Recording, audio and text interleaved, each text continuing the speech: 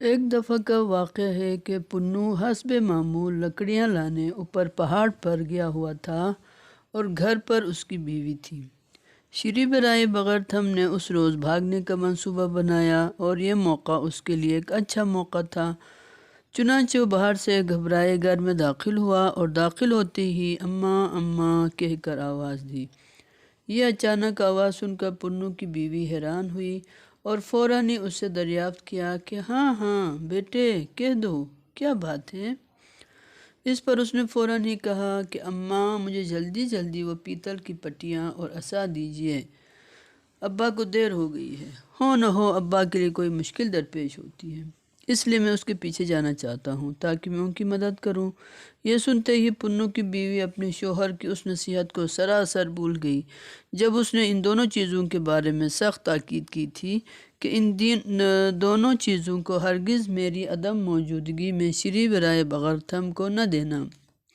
اب جب کہ اس نے ان دونوں چیزوں کو ایسے مشکل مسئلے کے پیش نظر طلب کیا تو وہ حواس باختہ ہو کر صندوق کے پاس چلی گئی اور پھر صندوق کھول کر دونوں چیزیں باہر نکال لائی اور شری برائے بغرتھم کے حوالے کی۔ چونکہ یہ جوان ان دونوں چیزوں کے کھو جانے کی وجہ سے یہاں ان کے پاس رہ گیا تھا، اس لیے جو ہی یہ مطلوبہ اشیاء اسے مل گئی گھر سے فوراً نکل گیا اور پلک چپکتے ہی اوپر پہاڑ پر چڑھ گیا۔ عین اس وقت پنو لکڑی کا بوجھ لادے گھر کے دروازے سے اندر داخل ہو رہا تھا اور داخل ہوتے ہی فوراً شری برائے بغرتھم کو دیکھنے کی کوشش کی، لیکن اس کے سامنے موجود نہیں تھا۔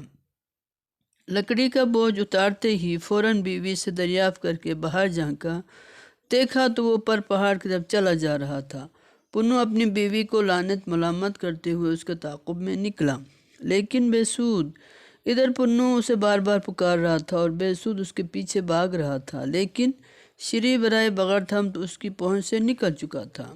اور جب اس نے نیچے نگاہ کی دیکھا کہ پنو مسلسل اس کے پیچھے بھاگا آ رہا ہے تو پھر اوپر سے اسے مخاطب ہو کر کہا، اے میرے محسن، جو کچھ میں نے تمہارے گھر پر کھایا پیا ہے وہ مجھے حلال ہو، اور جو کچھ رہ گیا ہے وہ تمہیں برکت ہو۔ اب میں تمہارے ہاتھ نہیں آ سکتا، اس لیے خدا حافظ۔ اور یوں وہ طلسماتی جوان پنو کی نظروں سے اوجھل ہو گیا اور ادھر پنو کا برا حال ہو رہا تھا۔ گھر پر واپس آ کر اپنی بیوی سے لڑ پڑا اور اسے سخت کوستے ہوئے کہا، اس کی لاپرواہی سے وہ جوان ہاتھ سے نکل گیا۔ اس کے چلے جانے سے پنو دوبارہ غریب ہوا اور اپنی پہلی حالت پر آ گیا۔